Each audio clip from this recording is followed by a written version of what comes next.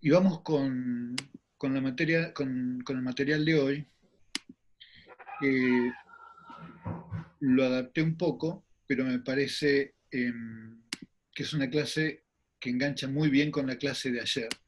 Sobre todo con una pregunta que no me acuerdo si fue Lucio que la hizo, pero que era que si lo que estábamos obteniendo cuando hacíamos este método automático de reconstruir ecuaciones eran las formas normales. Eh, y es una gran pregunta. Ahí está. Lucio le había hecho, es una gran pregunta y la clase de hoy apunta a eso. Para muchos de ustedes, ¿qué no son las formas normales? Bueno, ahí vamos. Entonces volvamos a la primera transparencia del curso.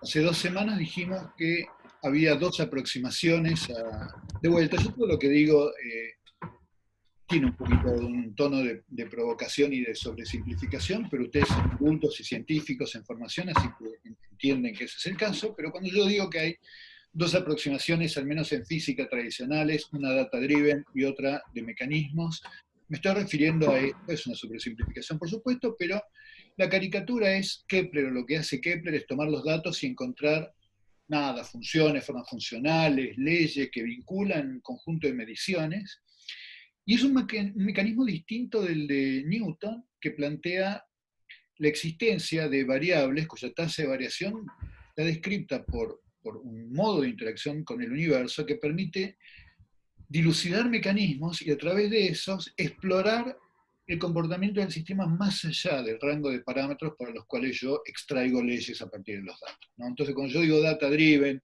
redes neuronales, machine learning y demás, estamos hablando de Kepler, y bueno, eso lo simplifico, pero más o menos, no tanto. Y cuando digo que una visión mecanística o newtoniana es dilucidar mecanismos a través de ecuaciones, estoy también digamos, sobresimplificando, pero más o menos.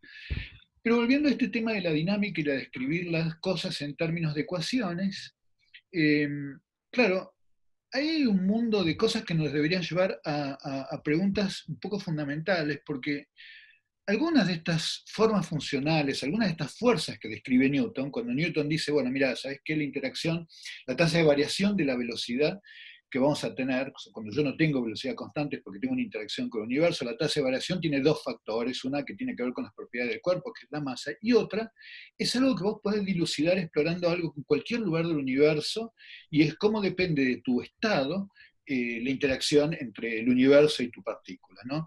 Y esa forma funcional Newton tuvo la grandeza encima de explicarla en términos de una fuerza fundamental. O sea, la gravitación es una fuerza fundamental.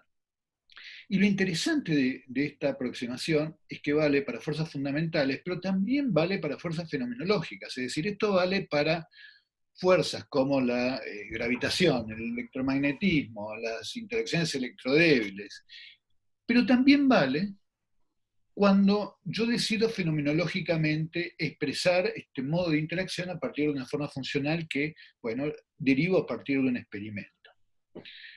Y por supuesto también vimos que podemos hacer una descripción en términos de ecuaciones a través de algo derivado por datos, ecuaciones en donde yo no tengo ninguna interpretabilidad y lo que tengo es un campo vector que tengo que ajustar a partir de datos, y si soy prolijo y hago una variedad de experimentos, un montón de cosas no interpretables tampoco, pero con una dependencia paramétrica que me permiten explorar lo que ocurre cuando cambie esos parámetros, aunque yo no entiendo cuáles son los mecanismos. Me doy cuenta que son tres niveles de análisis conceptualmente muy distintos. Fuerzas fundamentales, chao, ese está para los grandes de la ciencia, para Newton, para Faraday, está para Feynman, para Murray Gell-Mann, y después está para los Hooks, demás, menos K por X, y después venimos un montón de humanos que llevamos a cabo honrosamente el oficio y tratamos de ir entre la fenomenología, entendiendo mecanismos o tratando de derivando cosas a partir de los datos, ojalá entre nosotros también haya Newtons y Faradays y Fermi, pero y Murray Gell-Mann, pero menos, y hay menos probabilidad de que haya, porque hay menos problemas fundamentales también. Pero acá hay una cosa que es interesante, que es cómo identificar las ecuaciones más sencillas compatibles con el fenómeno. Numéricamente lo dijimos cuando decíamos SINDY, porque decíamos que en principio podíamos demandar que ese campo vector nos tiráramos el lance de que tuviera una forma rara, de que tuviera pocos términos, ¿no? Pero la pregunta profunda acá es ¿por qué funciona todo esto? ¿No? Porque si uno dice, ¿por qué funciona la física más allá de los casos en donde se involucran fuerzas fundamentales? ¿Por qué? Porque cuando son fuerzas fundamentales, ponele que hacer los experimentos bien. Chicos, yo creo que hay alguien que tiene un micrófono abierto con ruidito. Fíjense si pueden mutearse. Gracias. Porque el tema es el siguiente. Si son fuerzas fundamentales, si uno hace los experimentos bien, que tampoco es fácil, bueno, nada, uno deriva las ecuaciones y está todo bien. Pero cuando uno hace fenomenología, yo acá les apuesto que si ustedes toman a 3 modeladores ante un problema haciendo fenomenología, van a obtener 3 modelos distintos. Yo se los aseguro. Primero porque lo he visto, primero porque tengo 30 años en la profesión, pero hacia el final les voy a contar una historia muy linda que hicimos con 2 estudiantes en el curso, donde también propusimos estudiar desde 2 perspectivas un mismo problema. Uno obtiene los mismos resultados si hace las preguntas correctas, pero la fenomenología que uno va planteando es distinta, las hipótesis, lo que uno vio, lo que uno pensó que era importante incluir en un modelo, es distinto. Entonces, uno se pregunta por qué la fenomenología funciona, por qué yo puedo tener tanta robustez en el planteo de cuáles son las ecuaciones que describen un problema. Y detrás de eso hay una matemática muy bella y muy profunda que es la que dice que un montón de sistemas se pueden algorítmicamente reducir a una versión muy sencilla, la cual tiene la misma dinámica que el problema original. Entonces, si nosotros hicimos aproximaciones sensatas, fenomenológicas a un problema, muy probablemente converjamos a las mismas ecuaciones fundamentales. Pero las ecuaciones fundamentales, estas, las formas normales, estos sistemas dinámicos minimales que tienen la misma topología, las mismas soluciones que el problema original, son algo muy profundo, son, digamos, los cimientos en los cuales se basa el que funcione la ciencia natural en el campo de la fenomenología. Posta. Porque la verdad es que cuando uno se pone a modelar, generalmente, nada, modela cosas muy distintas. Las aproximaciones que se hacen son muy distintas y generalmente la gente llega a los resultados correctos. Y hay algo bastante interesante detrás. Entonces, en esto de buscar formas normales y ecuaciones diferenciales minimales, voy a contarles una anécdota, voy a contarles 2 anécdotas, una al principio de la clase y otra al final, que me parece que son curiosas o interesantes, sobre todo por lo inesperado del campo de donde vienen. Entonces, esta viene del campo en el que trabajo yo, por supuesto, y es un ejemplo que es interesante desde el punto de vista de la motivación de la neurociencia. Como les cuento yo, o les vengo contando, yo trabajo en esto de la generación de canto de pájaros, igual con son los mecanismos biofísicos, y este es un canto de un diamante mandarín, es un canto horrible, es un pájaro que se estudia porque su canto, fundamentalmente porque un diamante mandarín se va a encontrar con una diamante mandarín en cualquier época del año y van a poner huevitos de diamante mandarín en cualquier época del año. Entonces se reproducen no en forma estacional y por lo tanto se puede trabajar en laboratorio todo el año. Pero como canto nadie lo elegiría como un gran canto, ¿no? Además de que es un animalito muy guerrero y muy gauchito y que ni bien ve a la novia le empieza a cantar y qué sé yo, tiene un montón de virtudes, es muy lindo, muy simpático, pero tiene un canto horrible. Y es un canto muy breve, es medio segundo, y tiene estos, son 500 milisegundos, y tiene una alternancia de sonidos tremenda, son unos sonidos súper ásperos y unos sonidos muy tonales. Entonces acá tenemos una señal temporal de un sonido muy áspero, como este que está acá, con una frecuencia fundamental muy baja. Acá tenemos el espectro de Fourier, acá tenemos la frecuencia, la energía de ese, asociada a esa frecuencia, y acá lo que tenemos es que tenemos un montón de armónicos, es un sonido cuac, horrible, así muy, muy áspero, y de repente tenemos estos sonidos que son sonidos como muy tonales, parece que fuera un oscilador armónico, como si fuera un diapasón casi, de una frecuencia muy pura. Y es muy interesante porque uno lo que se pregunta es si el pajarito está todo el tiempo controlando tanto detalle. ¿Cómo hace para controlar tanto detalle de las propiedades acústicas? Porque obviamente si además le canta a la novia y no le da el contenido espectral correcto a cada una de estas notas, la novia no le da bolilla. Es decir, si yo agarro con frecuencia fundamental y agarro un sistema que genera solamente oscilaciones armónicas, y le copio las frecuencias fundamentales, y tengo un conjunto de sonidos que tiene la frecuencia fundamental correcta, pero los timbres son siempre muy puros, la novia no le da ni la hora. Entonces, controla todo esto un bicho cuando aprende, o sea, ¿cómo lo hace? ¿No? ¿Y qué zonas del cerebro que controlan cada una de estas características? Esa es un poco la pregunta.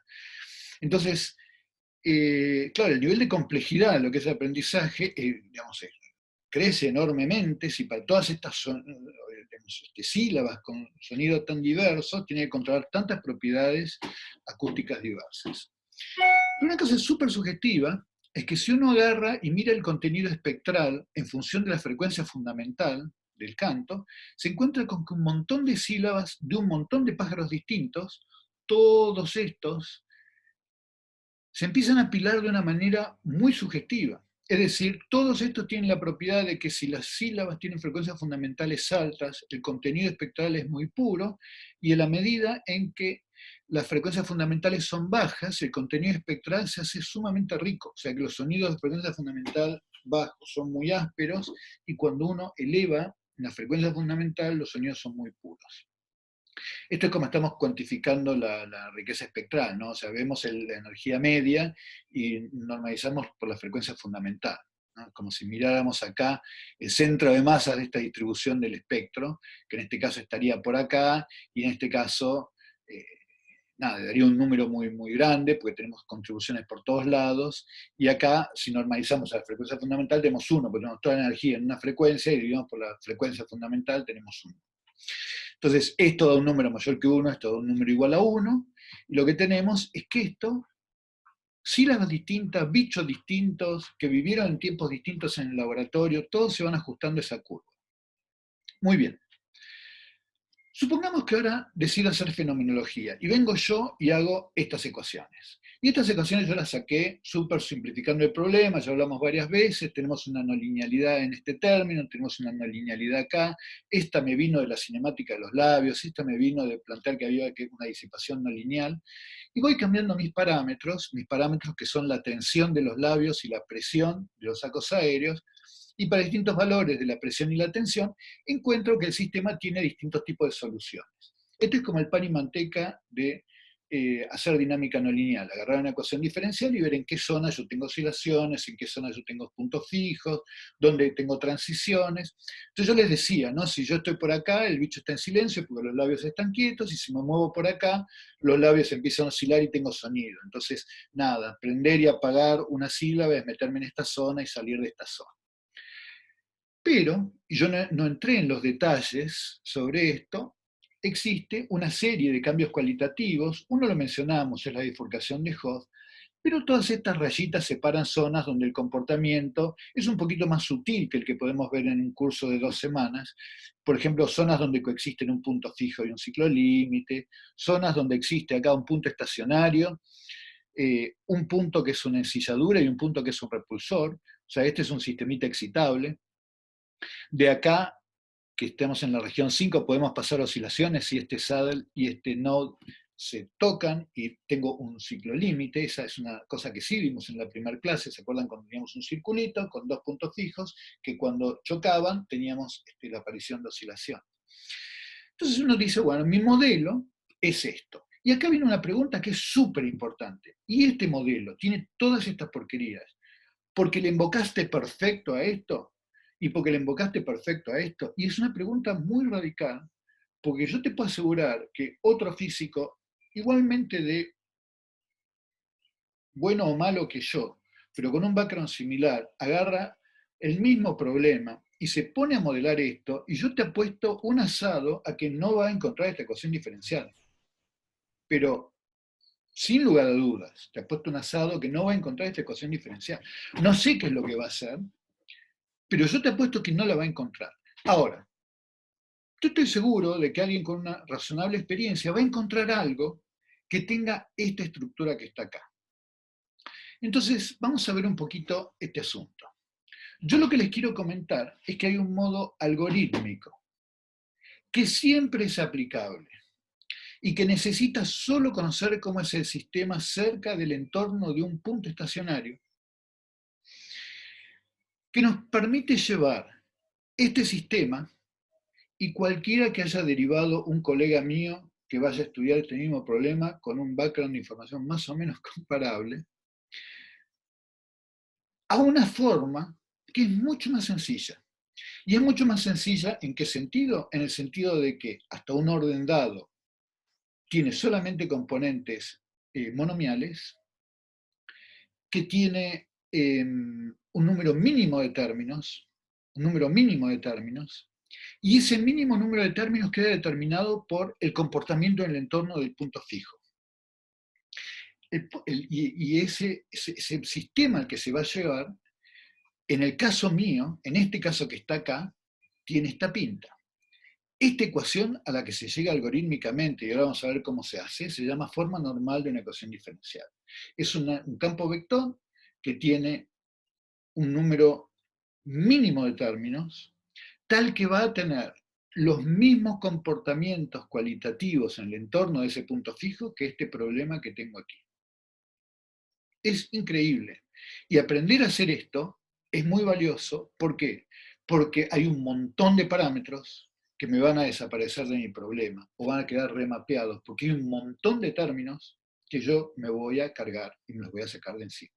Cuando ustedes hacen un primer modelo de un problema, por cada término que ustedes tengan van a tener que meter un parámetro, que eventualmente para ver cuál es su impacto tendrán que moverlo y ver qué impacto tienen las soluciones. Si uno supiera que hay un montón de términos que con un cambio de coordenadas los puedo cargar, estaría buenísimo porque quiere decir que hay un montón de parámetros que yo no voy a tener que explorar, ya sea numéricamente o por la técnica que a ustedes se les ocurra. Entonces, simplificar un problema tiene varios aspectos importantes. Uno es conceptual. ¿Por qué estuvo bueno mi fenomenología? ¿Por qué estuvo buena? Bueno, mi fenomenología va a estar buena en la medida en que su forma normal capture la dinámica del problema. Y va a haber un montón de problemas equivalentes, ecuaciones diferenciales escritas distintas, que se van a mapear a la misma ecuación. Hay un montón de gente, científicas y científicos, que estudiando el mismo problema, van a proponer que acá, como decía Germán el otro día, bueno, ¿y por qué esta manera de saturar? ¿Y por qué no una más violenta? ¿O por qué esto exactamente con dos modos? Si se hubieras utilizado tres, si se hubieras hecho esto fiteando la proyección de una red neuronal. Entonces, la idea es que en la medida en que todos estos sean mapeables a la misma ecuación minimal, todos van a tener comportamientos cualitativamente similares. Entonces, Gabo, te hago una pregunta que te hizo Enzo sí, en el chat, que dale. dice, Gabo, esta ecuación, ¿vos la plantaste haciendo consideraciones físicas o, digamos, no con algo como Cindy? Creo que habla de la Bueno, primera ecuación. perfecto. Entonces, esta que está acá, yo la planteé por consideraciones físicas. Esta que está acá la hice simplemente haciendo la biomecánica. Y esta que está acá la hice llevando la biomecánica a la forma normal con esto que vamos a ver en la clase de hoy. O sea que hasta ahora, ninguno de los dos casos es un caso que yo haya reconstruido con Cindy. ¿Ok? Gracias, gracias. Bárbaro, buenísimo. ¿No? Sí, Una pregunta cortita. Dijiste que esto se hace alrededor de un punto fijo. Y sí. me imagino que en general uno está interesado en la dinámica cerca de varios puntos fijos, o incluso si varias los parámetros, justamente aparecen y desaparecen los puntos fijos o se mueven. Y, Tal cual, eh, exactamente. Entonces, muy ¿Qué bueno. pasa con eso? Entonces acá, tal cual. Entonces acá como vos tenés un punto fijo natural que es los labios quietos, ¿ok? Vos vas a buscar en principio, en términos de tu problema, qué pasa cuando yo desestabilizo tener los labios quietos, ¿ok? Que es un punto fijo en cero. Ahora, hay un tema súper interesante que es este. Si vos tenés que en tu ecuación vas a poder admitir términos cuadráticos, a lo sumo lo que vas a poder tener con tu ecuación diferencial es que ese punto fijo después se parta en dos puntos fijos, pues no vas a poder tener más de dos puntos fijos si tienes una ecuación cuadrática. Si vos tenés una ecuación cúbica, sí, vas a poder tener hasta tres puntos fijos y eventualmente, porque en tu anulación del campo vector, los términos cúbicos se van a reflejar básicamente en tener tres raíces o que eventualmente para ciertos parámetros puedas tener tres raíces. Entonces, una cosa re interesante de lo que vos decís es lo siguiente. Cuanto más rico cuanto más degenerado sea mi problema, mayor riqueza de posibilidades voy a tener cuando yo lo perturbe paramétricamente. Entonces, para empezar a conversar, si uno quiere tener un conjunto de riqueza dinámica grande, lo que tiene que buscar es algún punto fijo que esté muy cerca de tener una singularidad lineal muy grande. Es decir, si vos tenés que tu problema cúbico, por ejemplo, tenés un campo vector cúbico, puede tener 3 puntos fijos, y buscate parámetros en donde los 3 puntos fijos estén degenerados. Entonces, si vos pensás que tus 3 puntos fijos están degenerados y tenés ahora que analizás la parte lineal de tu problema, cuando vos la rompas vas a tener un montón de posibilidades distintas. Entonces, la pregunta acá es, ¿qué punto fijo elegís? El punto fijo, digamos, que sea sensato para vos para empezar, por ejemplo, tener a tus labios apagados, ¿no? Tu sistema quieto, y en qué valor de los parámetros. Y bueno, fíjate que sea bien degenerado, que la parte lineal tenga tantos autovalores ceros como se banque tu sistema. Entonces, en este caso particular, que vas a tener dos ecuaciones, fíjate si te encontrás algún valor de los parámetros donde tengas dos autovalores cero. Y si vos tenés eso, vos sabés que cuando rompas y perturbes tu sistema, vas a tener un montón de comportamientos cualitativamente distintos. Si yo agarro y tengo que perturbo en un punto fijo acá, lo que voy a tener es que un autovalor va a pasar de tener parte real menor que 0 a mayor que 0, y voy a tener una bifurcación que es la bifurcación de Hopf. Vos podés escribir la forma normal en este punto. Y vas a tener una forma normal que te va a describir algo. ¿Qué te va a describir? Y bueno, un sistema pasando de acá por acá. Pero este punto que te estoy mostrando acá tiene la característica de que hay muchas bifurcaciones que convergen. Hay una Hopf, o sea, un autovalor que es complejo con parte real cero. Acá yo sé que hay muchos de ustedes que se pueden estar perdiendo. Esto es una conversación que se puso un poquito técnica. Y esta curva está representando una bifurcación de nodo silla. O sea, las dos bifurcaciones que vimos al principio del curso. Que, ¿se acuerdan que en el curso vimos bifurcación de nodo silla? ¿No? Y vimos la bifurcación, ¿no?, donde un atractor y un repulsor chocaban, y vimos una bifurcación de Hopf, que era cuando un punto empezaba a oscilar. Este valor de los parámetros donde se cruza esta curva y esta curva es una zona del espacio de parámetros donde hay dos autovalores cero. O sea que tenés los autovalores de la Hopf, pero donde la frecuencia también es cero, y tenés autovalores cero que corresponde a un Saddle-Node. En este punto, el comportamiento es tan rico que si vos estudias lo que le pasa cuando rompo un poquito, me aparto un poquito de acá, vas a tener un montón de comportamientos cualitativamente distintos. Entonces, la ecuación que estoy mostrando acá es la ecuación que viene a ser la forma normal en el entorno de ese punto. Y ahora la exploro paramétricamente y me fijo qué comportamientos tiene. Y lo copado es que cuando vos te fijas qué comportamientos tiene, te encontrás con que los comportamientos de esta ecuación, que es extraordinariamente fácil, y ahora te digo por qué es extraordinariamente fácil, son los mismos que tenés acá. Vos acá tenés dos curvas de nodo silla, una curva de Hopf, una bifurcación homoclínica, un montón de comportamientos cualitativamente distintos que tiene esta ecuación diferencial, y esta, a la que yo no les dije todavía cómo se llega, pero que es la forma normal, tiene los mismos comportamientos. Ahora, tiene también la Hopf, tiene la Saddle-Node, tiene la bifurcación homoclínica y tiene un montón de comportamientos que son mapeables a los originales. Entonces, la gran ventaja de esta es que esta tenía términos cúbicos, pero también tenía este cociente de polinomios. Si yo hago una expansión de esto es un horror, es un espanto, tengo cosas de todo tipo. Y esta tiene solamente polinomios de grado 3 y tiene solamente un término cúbico, otro término cúbico, un término cuadrático y otro término cuadrático. Y lo interesante de esto es que sabiendo que yo estoy estudiando el entorno de un punto fijo, yo ya sé que va a tener esta pinta. Yo ya sé que una bifurcación que tiene esos dos autovalores cero va a tener este par de términos cúbicos y este par de términos cuadráticos. ¿Dónde está el xy acá arriba, el x cuadrado, el y cuadrado, el x cuadrado acá, el y cuadrado acá abajo? No, no están. ¿Por qué? Porque yo te puedo demostrar que existe un cambio no lineal de coordenadas que te lleva este sistema que está acá a este sistema que está acá. Ese es el procedimiento conocido como la transformación de llevar un sistema a su forma normal. Entonces, vos agarrás tu ecuación diferencial original y te preguntas, ¿vale la pena estudiar esta ecuación? ¿No tendrá un montón de parámetros al divino botón? ¿No valdrá la pena hacer una tarde de cuentas y ver si hay un montón de estos términos que con un cambio no lineal de coordenadas se pueden eliminar? Porque por cada hora que vos tengas de esa tarde que te pasaste haciendo esa cuenta, va a haber 2 meses menos de simulaciones numéricas que no vas a hacer. ¿Te das cuenta? Entonces, hay algo, además de la belleza, que estudias una ecuación más sencilla, que eventualmente es más fácil de interpretar, hay una cosa muy pragmática. Vos te eliminás un montón de términos y hay un montón de simulaciones numéricas que no haces más. ¿Okay? Ese problema... Una pregunta, ¿y esto tenés coeficientes que dependen del tiempo ahí? ¿El alfa y el beta? Bueno, ¿Y entonces... ahí se agranda más la dimensión? ¿O no, entonces, este alfa y beta, dependiendo del tiempo, es...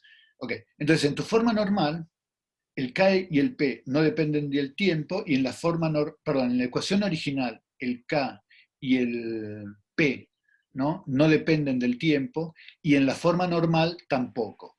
Acá yo puse una dependencia en el tiempo, porque estaba describiendo que vos, una vez que tenés la forma normal, la puedes usar para viajar por acá y entender la formación de sílabas. Pero la forma normal no tiene dependencias temporales. El alfa y el beta son valores que vos vas cambiando para apartarte del lugar donde tenés el punto fijo. okay. ¿Y todos esos gamas sí son el mismo parámetro Ahí para todos está. los términos? El gamma me vas a tener que esperar hacia el final de la clase. Ya está, gracias. ¿Okay? El gamma te lo voy a contar al final de la clase. Entonces, el alfa y el beta son parámetros que describen todo el universo de cosas distintas que te van a pasar cuando vos te corras de ese lugar tan singular que elegiste, ¿ok? Y el gamma te lo cuento en un ratito. Bien. ¿Qué más? ¿Quién más quiere preguntar ahora? Bien, entonces déjenme continuar un cachitín. Entonces, supónganse, porque toda esta historia venía de un lado, venía de mostrarles que un montón de diamantes mandarines que cantan habiendo aprendido de tutores distintos y que vivieron en el laboratorio a lo largo de varios años, vos agarras un montón de sílabas distintas y calculás el contenido espectral y la frecuencia fundamental y todos caen sobre una curva. Entonces, fíjense que acá hay una cosa muy interesante. Hay una de estas bifurcaciones que es la que nosotros describimos en la primera clase, la que yo llamaba saddle node, ¿cómo se llama? En ciclo límite, ¿no? Donde yo tenía un circulito en el espacio de fases, en la fase, 2 puntos fijos que cuando cambiaba el parámetro, tuki, desaparecían y entonces el sistema oscilaba, ¿no? Yo creo que habíamos escrito esa ecuación, θ punto igual a omega menos coseno de θ.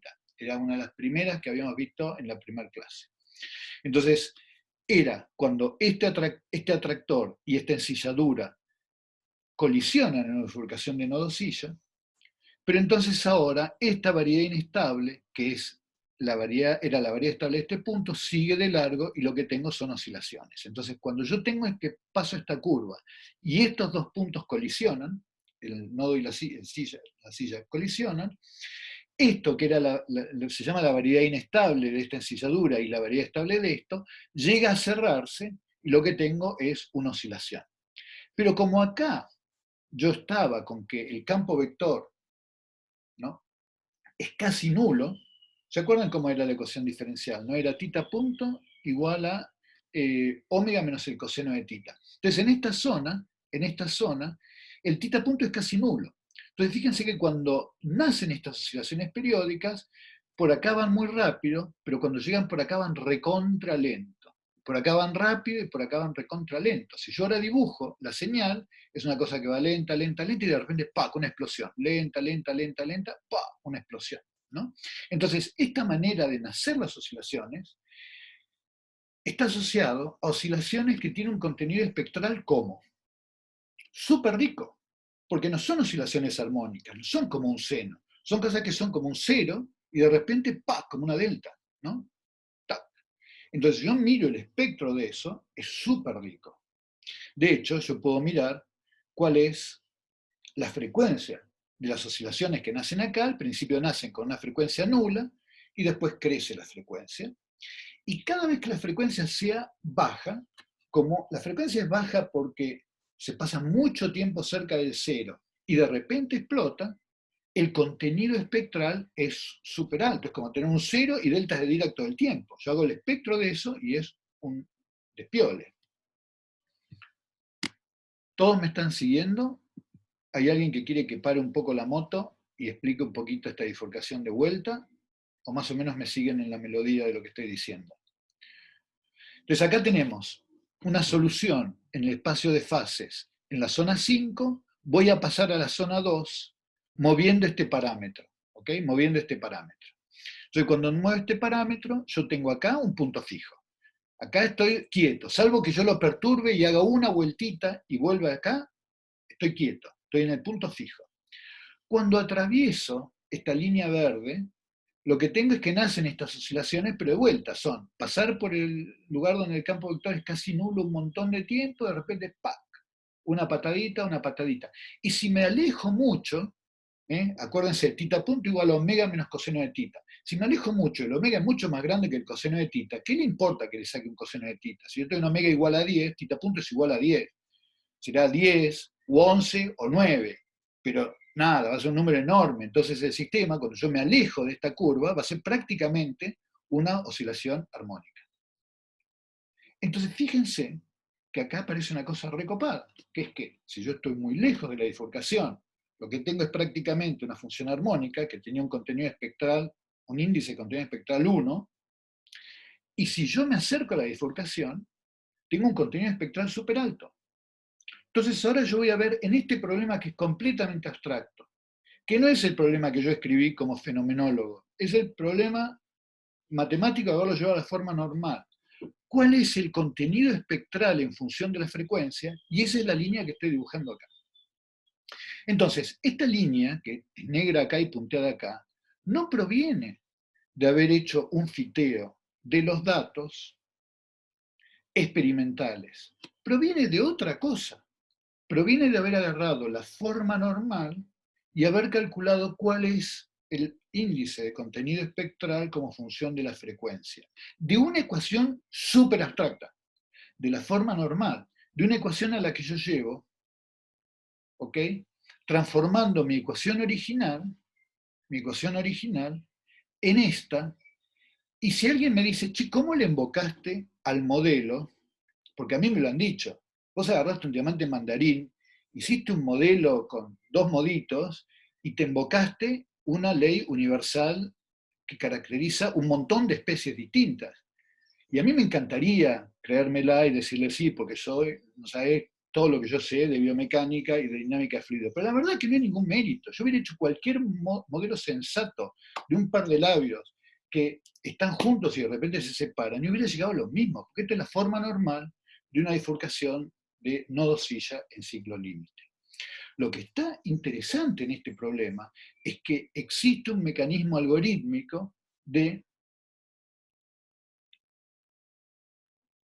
Ahora te contesto, Enzo, un mecanismo algorítmico de agarrar una ecuación fenomenológica y llevarlo a estas formas básicas. Enzo dice, si de ahí sale que el pajarito que canta más chillón tiene menos armónicos. Bueno, ahí tendríamos que conversar que es que sea chillón, ahí no te quiero contestar al vuelo de pájaro. Después charlamos. Bueno, entonces, dicho de otro modo, estas propiedades tímbricas, y ahora sí vamos a acudir a la pregunta que me llevó desde el punto de vista de mi conversación con neurocientistas en el campo. Estas propiedades tímbricas están determinadas no por una conspiración de parámetros que se ajustan en distintas partes del cerebro de un ave, pero reflejan algo súper profundo de la biomecánica, de cómo se encienden las oscilaciones en este sistema labial.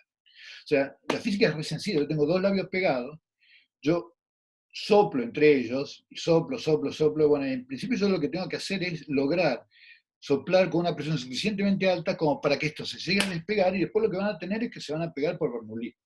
Entonces, en principio, si yo tengo un grado de presión que no llega a ser suficiente para hacer el primer pasaje, el sistema es excitable. Si lo perturbo un poquito, voy a hacer una cerrazón, pero me voy a quedar quieto. Tengo que realmente lograr pasar como para que empiecen estas oscilaciones. Pero cuando empiezan con una frecuencia muy baja y tremendamente explosivas, porque Bernoulli se encarga de pegotearme estos labios inmediatamente.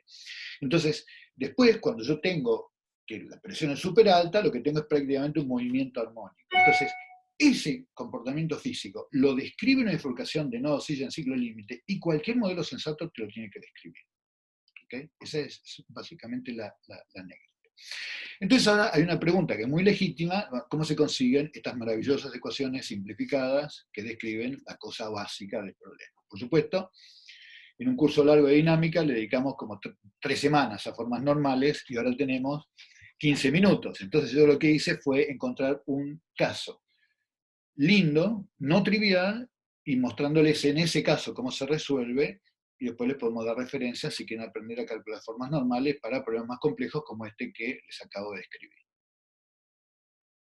Entonces, el caso que les quiero contar sobre cómo se hace esto de calcular las formas normales es el del oscilador de relajación, que es el oscilador que estudiamos nosotros. ¿Se acuerdan de ese oscilador que era una forma de S, en donde lo que hacía yo era converger muy rápidamente a las ramas de esa S? Ese es el oscilador de relajación. Y acá está escrito un poquito distinto, pero es la misma ecuación. Fíjense que es x punto igual a y, y punto igual a, y yo tengo un término que es el término de disipación, que tiene una disipación lineal y una disipación no lineal. Este sería el término de x cuadrado y acá tenemos el término de restitución, ¿no? Menos k por x. O sea que este es el oscilador de Van der Pol que estuvimos mirando hasta ahora.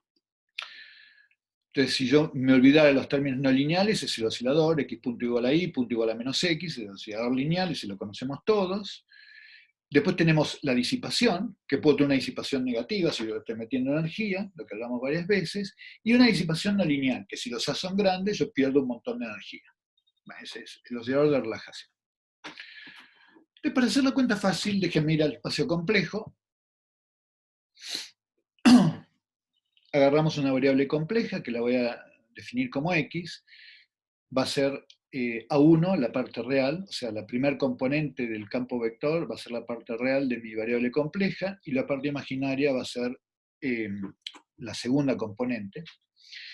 Y si yo lo meto dentro de estas ecuaciones, o sea, escribo entonces, multiplico esto por y sumo A1 punto más y a 2 puntos y demás, lo que obtengo es esta ecuación que está acá.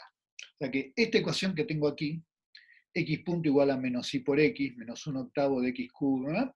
No es otra cosa que este sistema de ecuaciones escrito en términos de esta variable compleja.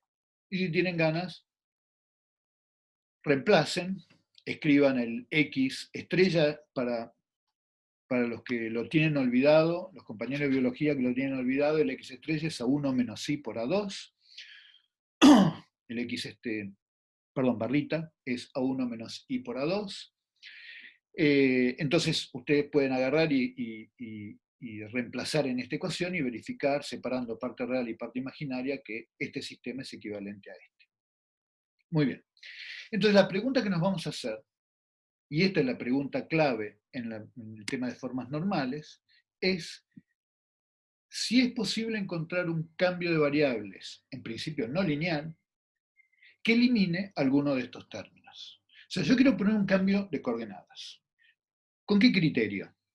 Que me quite alguno de estos términos. Mira qué fácil. Yo lo que quiero es limpiar todos. O sea, lo que más me gustaría es limpiarlos todos. O sea, el sueño de toda persona es descubrir que su problema en realidad no era un problema no lineal, sino que estaba escrito en una variable de porquería. Pero si uno hace un cambio de coordenadas lindo, el problema era lineal y lo integro con lo que aprendió en análisis 1. Ese es el sueño de todos. Por supuesto no se nos da. Pero en el proceso aprendemos cosas. Y la forma normal es lo que nos queda cuando no podemos simplificar más. Mira, más no lo puedo resumir. Entonces, ¿cómo hacemos para calcular este cambio no lineal de coordenadas? Lo hacemos en forma implícita. O sea, lo que digo es que la variable vieja la escribo como una función no lineal de las coordenadas que voy a proponer nuevas. Entonces, z es la variable nueva que voy a proponer. Y como yo lo que quiero hacer es eliminar términos cúbicos, la receta es, ¿vos querés eliminar términos cúbicos? Plantea un cambio no lineal de coordenadas que tenga todos los términos cúbicos posibles. Esa es la receta. Entonces ahora, derivá tus ecuaciones y vamos a calcular cuánto vale x punto, ¿no? Y vamos a reemplazar acá adentro. Y vamos a reemplazar acá adentro. Muy bien. Cuando yo quiero calcular x punto, fíjense que x punto es, por como yo lo definí, acuérdense que yo defino que x va a ser esta combinación de mis nuevas variables. Por supuesto yo no sé qué van a ser alfa, beta, gamma y delta, yo lo tengo que calcular como para que hagan lo que yo quiera, pero mi desafío es proponer que va a haber un z que va a permitirme escribir que x es igual a esto. Yo derivo x, y al derivar x, lo que voy a tener es z punto, y acá voy a tener, qué sé yo, 3z cuadrados por z punto, y acá voy a tener que hacer la derivada de un producto, la derivada de un producto, la derivada de un producto. Bueno, te queda todo este choclito que está acá, que es calcular derivadas de estos polinomios. Ahora viene una gracia, que es la siguiente.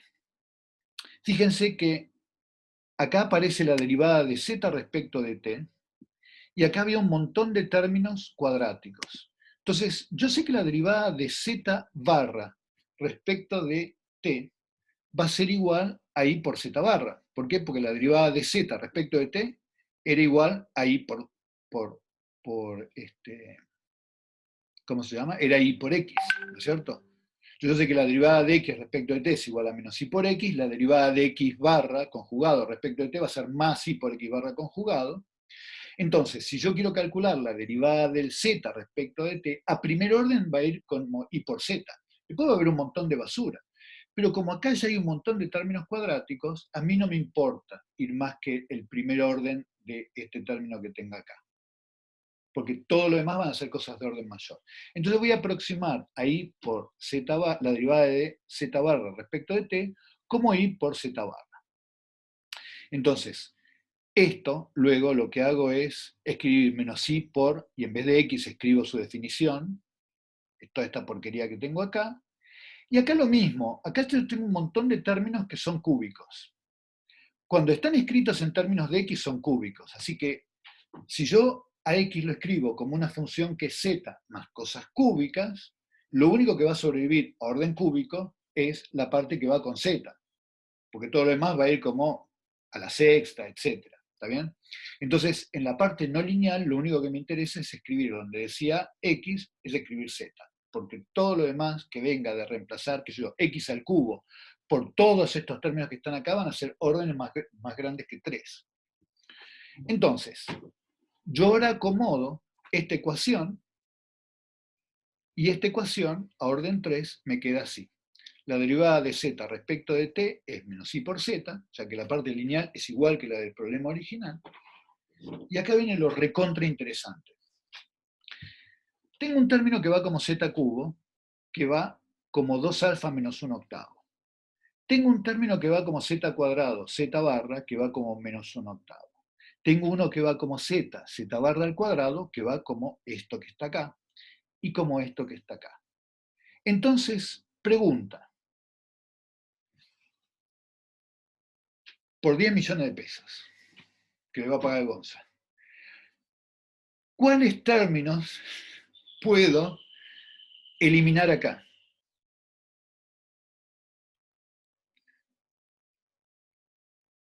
Alguien que se anime,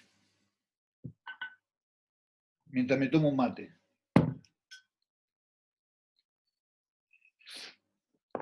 Los voy a ayudar un poquito. ¿Ven una diferencia entre este y este?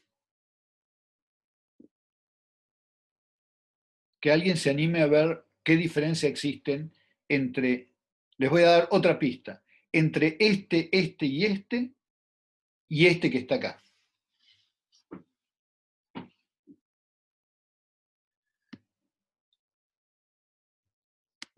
No me voy a dar por vencido. Yo digo que este término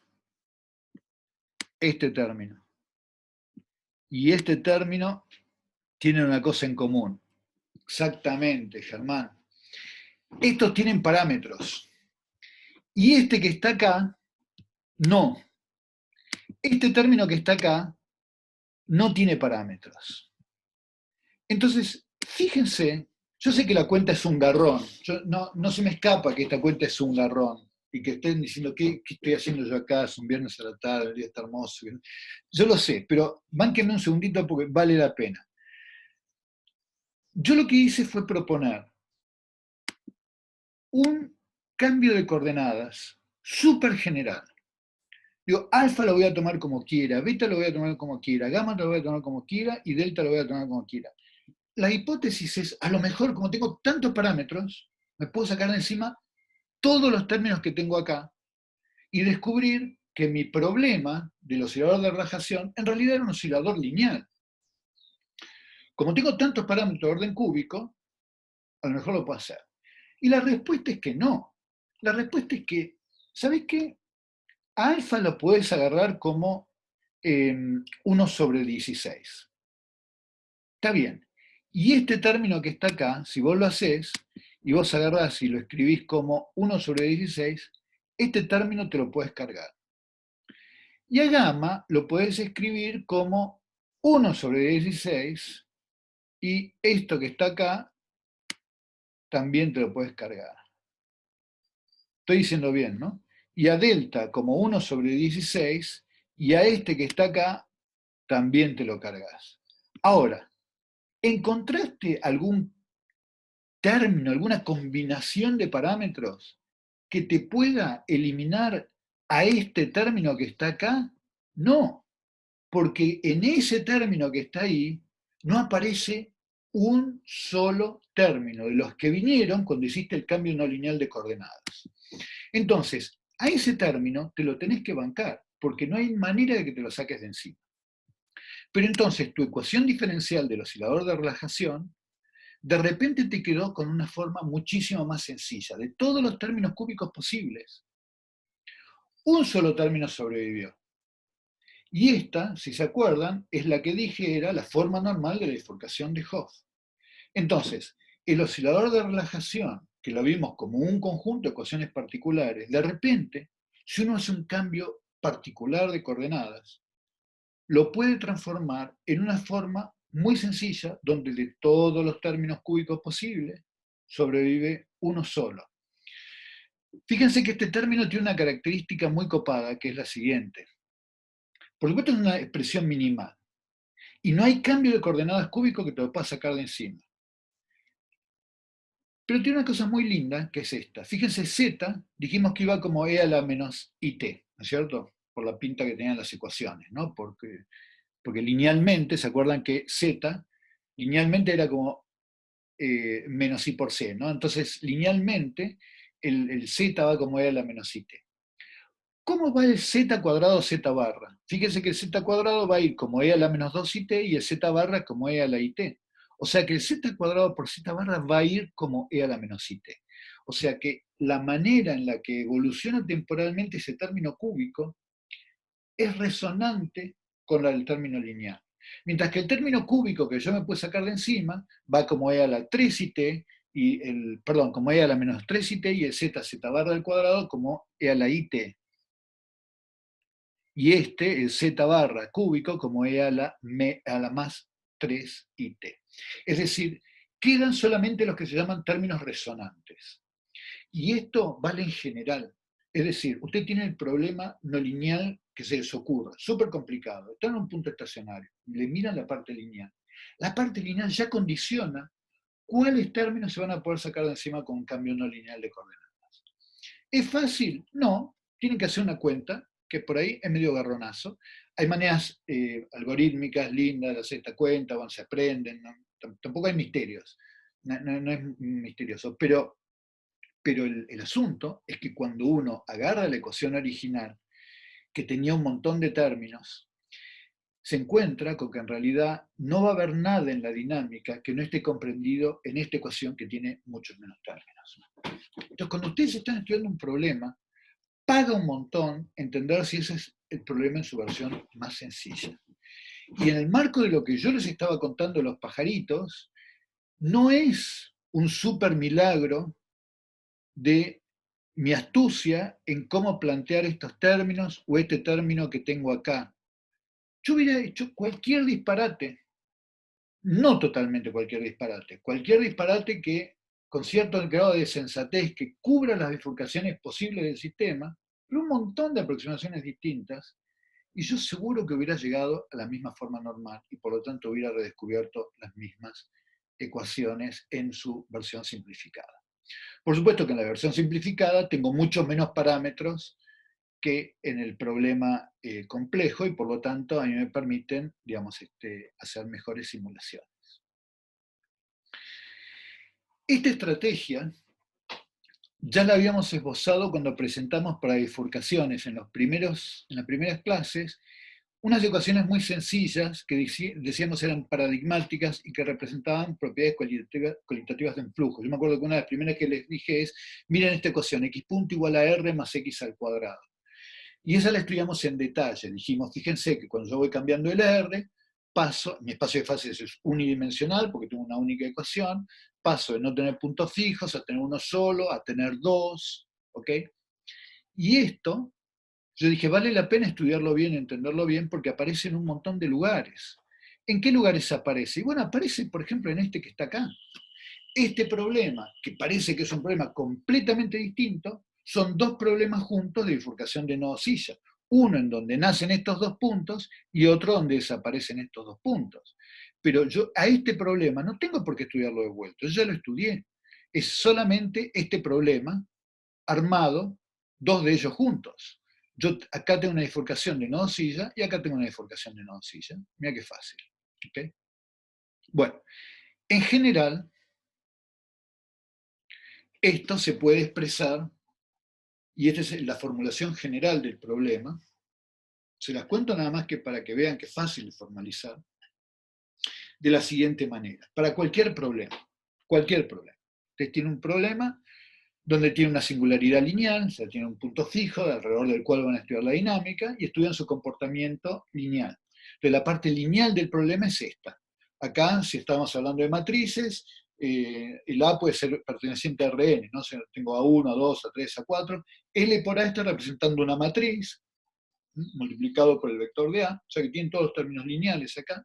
Y acá voy a meter todos los términos no lineales de la ecuación. Entonces, la magia de esto es que agarro las variables originales y las escribo en términos de las variables nuevas de la siguiente manera. B como un cambio de coordenadas implícito, ¿no? Yo digo que A va a ser B más una función de orden K. Y voy a hacer orden por orden. Entonces, supongamos que nosotros tenemos que la no linealidad tiene solamente términos de orden K. Presten atención a esto que es interesante. Supongamos que tenemos solamente términos de orden K. 2, o 3, o 4. Pero solamente uno, los términos cuadráticos, por ejemplo. K igual a 2. Entonces yo voy a limpiar la ecuación diferencial de los términos innecesarios cuadráticos. Y para eso tengo que plantear un cambio de coordenadas cuadrático. Cuando yo lo hago, calculo la derivada de A respecto de t, eso va a ser la derivada de B respecto de t, de derivar esto, y cuando derivo esto tendré el jacobiano de f respecto de B por la derivada de B respecto de t. O sea, 1 más esta matriz jacobiana, la derivada de B respecto de t. Buenísimo. Entonces, si yo escribo la derivada de B respecto de t, esto va a ser invertir esto, lo paso del otro lado, y acá lo que tengo es la ecuación original, pero que la tengo que escribir en vez de en A, con B. ¿Me siguen? Entonces, yo tengo la parte lineal, no hay ningún problema. La parte lineal no tengo ningún problema. Acá yo voy a tener la parte lineal por el f de k, porque A es B más f de k. Entonces tengo L de A es L de B más L de f de k. Bien. Y acá voy a tener la parte no lineal que tiene al A, que lo escribo como B más f de k, B más f de k, etc. ¿Me van siguiendo o voy muy rápido? Bueno, yo asumo que me van siguiendo. Entonces, esto es como el dentista, que no levante la mano, se jorobó. Pero si duele me avisan, porque no tengo otra cosa que hacer hasta que terminemos la clase que contar esto. Así que yo no tengo problema, me paran todo lo que haga falta. Entonces, fíjense, esto tiene la parte de LB, que es la parte lineal de la ecuación original multiplicado por la variable nueva, L por lo que describe los cambios, los términos que le sumé a B para hacer A, una parte no lineal. Fíjense que en la parte no lineal yo tengo, qué sé yo, es orden K. Entonces tengo todo lo que interviene B, que hace K, y todas las otras partes que son de orden mayor, cuadrático, en la parte no lineal se fueron para órdenes mayores. Así que acá lo único que tengo que hacer es copiar la forma funcional que tenía en la ecuación original, lo único que en vez de la pongo B. Pero acá tengo que desarrollar cuánto vale esto. Y esto, como es algo y la identidad más algo a la menos 1, lo aproximo como la identidad menos la derivada de f respecto de bk más cosas de orden superior. Entonces ahora tengo, fíjense, que multiplicar por la identidad todo esto y multiplicar por menos la derivada de f respecto de b, ¿qué tiene? Los siguientes términos. A ver, ¿esto de dónde venía? Esto que está acá, LB, es lo que viene de hacer la identidad por LB. Va buenísimo. La identidad por LF de K está buenísimo. La identidad por NK está buenísimo. Después yo tengo menos la derivada de FK respecto de B por LB, que fíjense qué copado que está esto. FK derivado de B tiene orden K menos 1. Cuando lo multiplico por algo que va a la B, recupera el orden K. Pero después todo lo demás, fíjense que esto es K menos 1 por una cosa que es orden K, esto es 2K menos 1, es más grande que K. Chao, listo. Esto ya, los otros términos no cuentan. Entonces, lo único que cambia a orden K cuando yo hago este cambio no lineal de coordenadas es que tengo este término que sumé, que viene de haber hecho el cambio de coordenadas, y este que está acá, que vino de invertir este operador que tengo acá. Entonces, a orden K, yo cuando hago el cambio de coordenadas, sumo y resto dos cosas, que son términos nuevos que me aparecen. Entonces, la derivada de b respecto de t igual a lb más esta parte no lineal es la misma ecuación que yo tenía para a. Pero al haber hecho el cambio de coordenadas me sumo cosas distintas. Para los que no están siguiendo las cuentas, es medio una obviedad. Yo tenía una ecuación original, hice un cambio de coordenadas, hay una parte que luce igual y otra parte que le sumé por haber hecho el cambio de coordenadas. Entonces, el nombre del juego es el siguiente. Con esto nuevo que yo tengo, que va a depender de lo que yo le sumé a la variable original al definir el cambio de coordenadas. ¿Puedo hacer que estas dos cosas maten alguno de los términos de NK?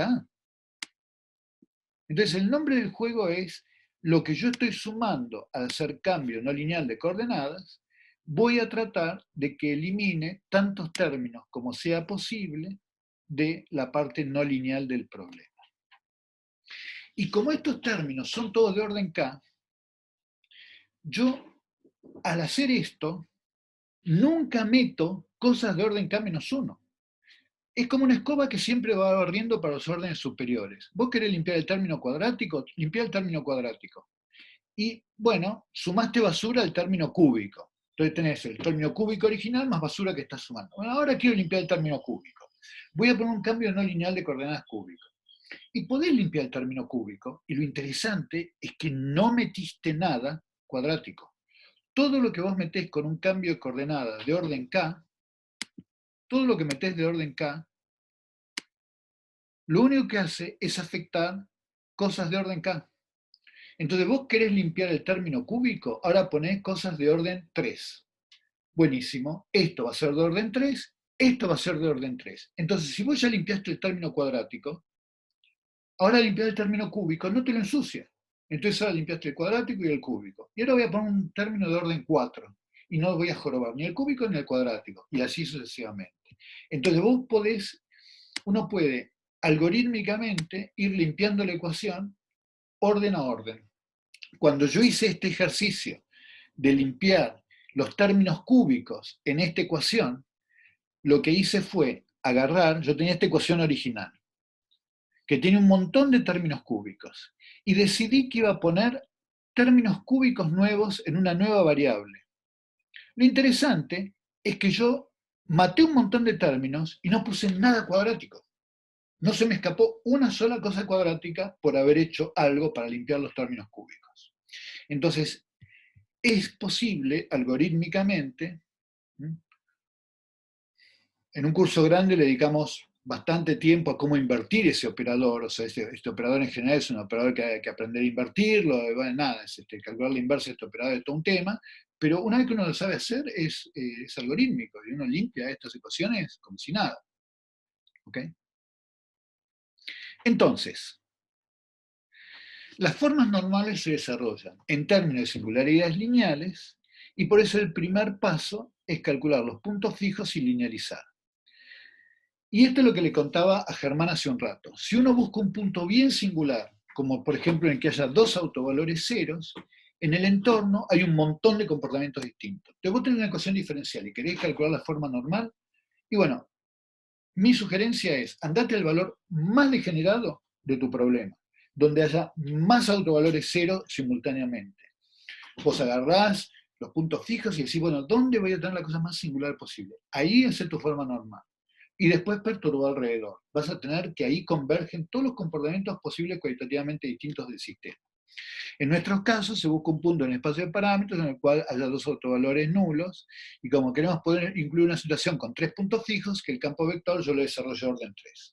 Como yo quería en mi problema tener la posibilidad de tener esta bifurcación,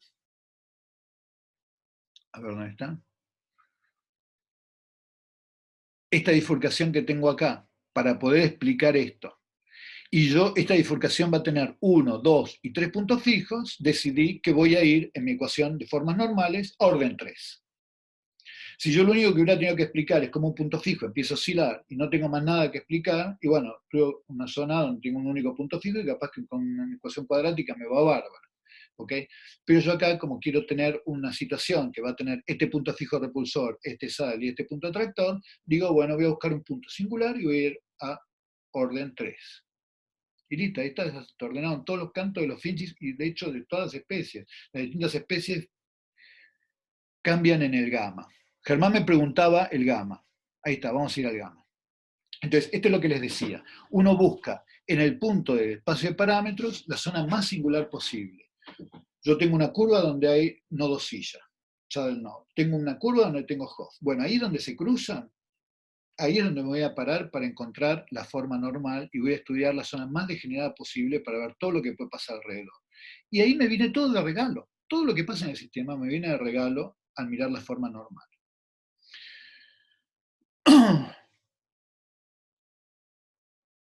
Muy bien. En esta ecuación había una constante que también yo les recomiendo como un ejercicio que les quede como una anécdota de este curso. Cuando usted tiene una ecuación diferencial, siempre paga primero eliminar las escalas temporales y también las escalas de los campos. ¿Qué quiere decir con esto? Ustedes están estudiando un problema. Es una lástima que lo estudien una sola vez y que no puedan aplicar lo que saben a una variedad de problemas distintos. Entonces, fíjense, uno puede adimensionalizar el tiempo de la siguiente manera. Yo voy a mirar el tiempo y lo voy a mirar en términos de una escala. Yo defino la escala. Entonces voy a decir que esta escala es gamma. Entonces, cuando yo tenga la derivada respecto del tiempo, bueno, voy a escribir que esta es la derivada respecto de gamma tau. Si yo hago eso, fíjense que la derivada de x respecto de t es la derivada de x respecto de tau por gamma. Entonces, en términos de mi forma normal, ¿se acuerdan que era la derivada de x respecto de t igual a y, la derivada de y respecto de t igual a estos términos lineales y estos términos cúbicos y cuadráticos? Entonces, si yo hago esto de adimensionalizar, tengo gamma acá abajo y tengo gamma acá abajo. Entonces déjenme pasar el gamma multiplicando en la primera ecuación y redefino la variable y. Entonces la primera ecuación me queda la derivada de x respecto de tau igual a y grandota, y la derivada de y respecto de tau es toda esta porquería que está acá, porque paso el gamma multiplicando. Si yo hago eso, acuérdense que el gamma multiplicado por y lo estoy llamando y grandota, así que esto va a ser y grandota, esto va a ser y grandota, y eso me come a las gamas de los términos que tienen y los términos que no tienen i se tienen que bancar a gamma. Ahora, si yo quiero que esto, en vez de la derivada de y respecto de tau, sea la derivada de y grandota respecto de tau, yo lo que puedo hacer es multiplicar las dos ecuaciones por gamma, y ahí tengo la derivada de y grandota respecto de tau, ahora es menos gamma cuadrado por alfa, menos gamma cuadrado por beta por x, menos gamma cuadrado de x cubo, y me queda menos un solo gamma por x cuadrado de y grandota, gamma cuadrado de x cuadrado menos gamma x y grandota. Cada vez que aparezca un y, aparece gamma, cada vez que no aparezca y, aparece gamma al cuadrado. Entonces la misma ecuación diferencial que yo tenía antes, escrita en forma dimensionalizada del tiempo, es esta ecuación que tengo acá. ¿Y por qué sirve esto? Porque supónganse que yo tengo una solución que ustedes estudiaron y entendieron, que es, por ejemplo, no sé, una solución que estudiaron para un conjunto de parámetros particulares que era, qué sé yo, espectralmente muy rica y que se comportaba aquí. Y ustedes ahora quieren, digamos, describir el mismo problema, pero con una escala temporal distinta. O sea, ustedes quieren algo que sea igualmente rico, pero en una escala temporal muchísimo más lenta. Pero no me sale igualmente rico espectralmente, pero imagínense que es esto, pero digamos, en una escala más lenta. No tienen que buscar otra vez los parámetros, es exactamente la misma ecuación diferencial con los mismos parámetros, lo único que preescalada en el tiempo. Si antes ustedes tenían que esto valía con gamma igual a 1 y acá igual a no sé cuánto, alfa igual a 0,5 y qué sé yo, si ustedes modifican esta ecuación diferencial y la integran con un gamma de esta manera, tienen exactamente lo mismo pero con el tiempo reescaleado. Entonces, en el problema mío, yo, por supuesto, una forma normal nunca va a ajustar toda una curva. Yo tengo que encontrar la escala temporal en donde la bifurcación de nodos silla satisface esta forma funcional. Pero bueno, una vez que uno tiene una forma normal, uno sabe que esa forma normal, ese tipo de comportamiento, ese tipo de bifurcaciones pueden ocurrir en cualquier escala de tiempo, y la manera en la que se tienen que modificar los parámetros para tener exactamente lo mismo, pero en otra escala de tiempo, es modificando los parámetros con esta prescripción específica. Entonces ahora, Germán, en la pregunta que vos me habías hecho, si yo tengo esta ecuación que tengo acá, ¿por qué cornos yo tenía el gamma en esta que tenías acá? Es verdad lo que vos decís. Si vos haces la forma normal y los campos están escaleados, lo que vas a obtener es acá un 1, acá un 1, acá un 1, acá un 1, acá, y un alfa y un beta. Pero para que esta ecuación te valga para un montón de problemas distintos, lo único que te falta introducir es la libertad de escala para poder escalear tu problema al de tu problema original. Entonces, mi recomendación es, cuando uno tiene una ecuación diferencial, primera cosa antes que nada, escalear los campos y escalear los tiempos. Y una vez que uno hizo eso, llevarlo a la forma normal. No falla, una receta que no falla. Bueno. Muy bien, entonces.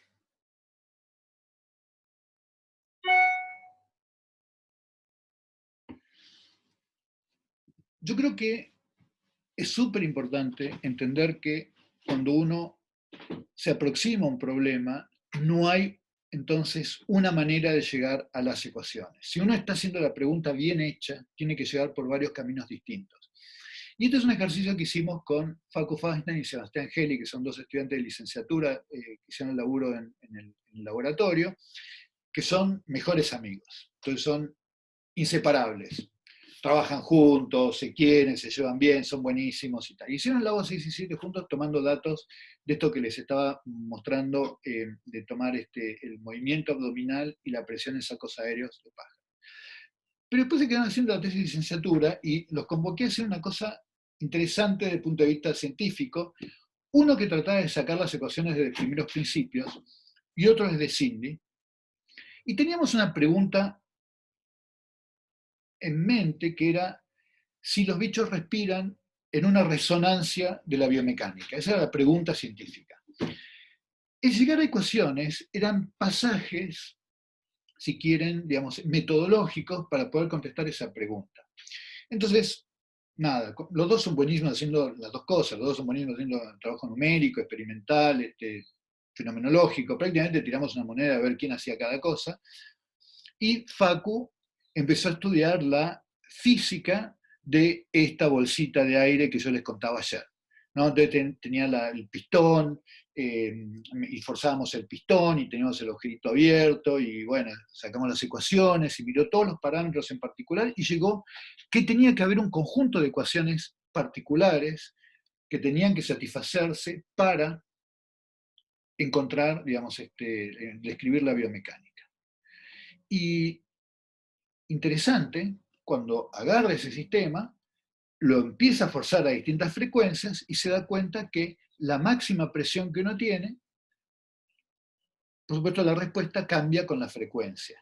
¿Dónde tenían los picos? Todas estas distintas curvas provienen de haber hecho ajustes de distintas sílabas, de distintos pájaros. N1, N2, N3, N4 son distintos pájaros en los que ellos estuvieron midiendo, y este es el valor, y todos estos puntitos son los máximos de la resonancia. Y lo interesante es que esta línea punteada es el valor medio de la frecuencia respiratoria experimental.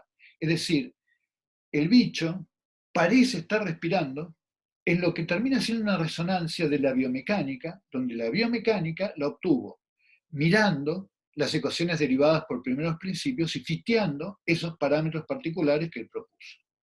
Entonces, él llega a la conclusión, fiteando un campo vector particular que él quiere fitear, que ese sistema tiene una resonancia en ese valor. Entonces acá están, qué sé yo, las resonancias según el modelo, lo experimental.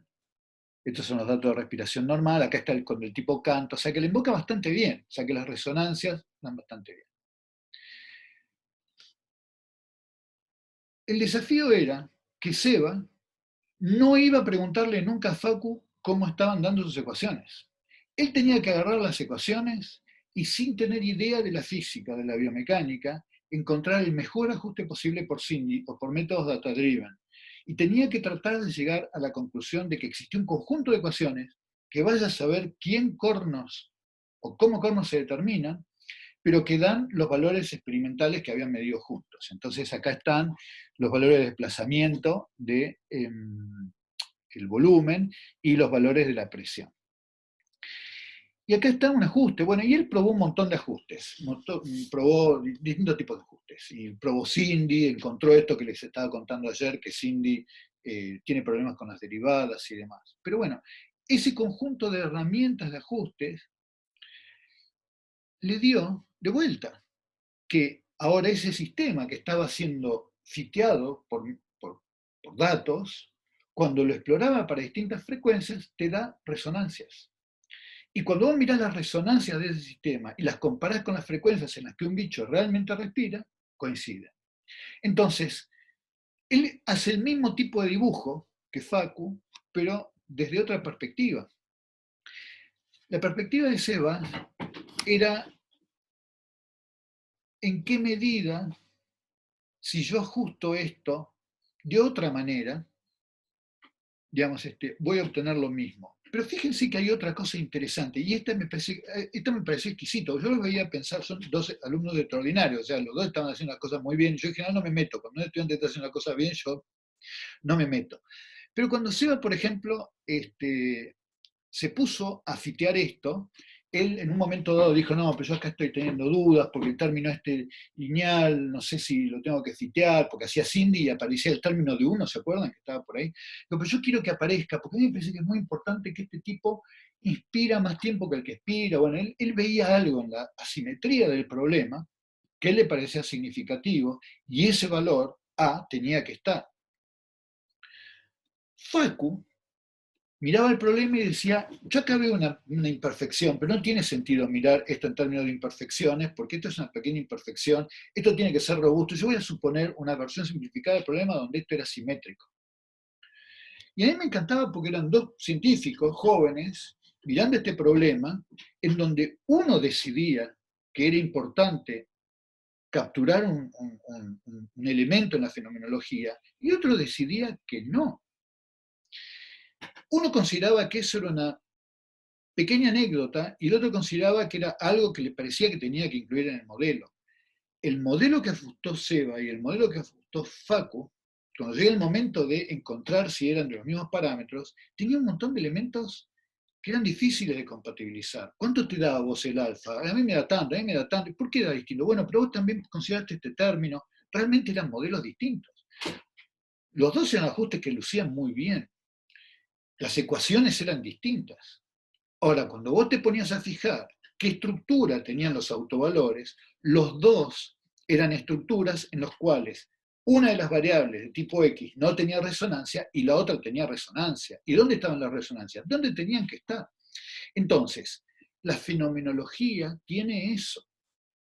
Uno mete un montón de prejuicios, uno mete un montón de intuición, uno pone un montón de jerarquía en qué es lo que va a ser importante en el momento de modelar. Es el que subyacente a estos distintos modelos existe una dinámica dada que haga que la respuesta de estos dos sistemas, en uno o en otro,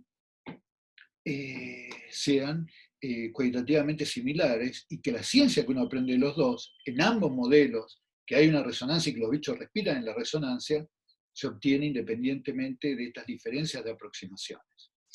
Entonces, a mí me gusta terminar con esta anécdota, el curso, porque de algún modo, si yo tuviera que decir qué es lo que me gustaría que quedara, o una de las anécdotas que me gustaría que quedaran, es que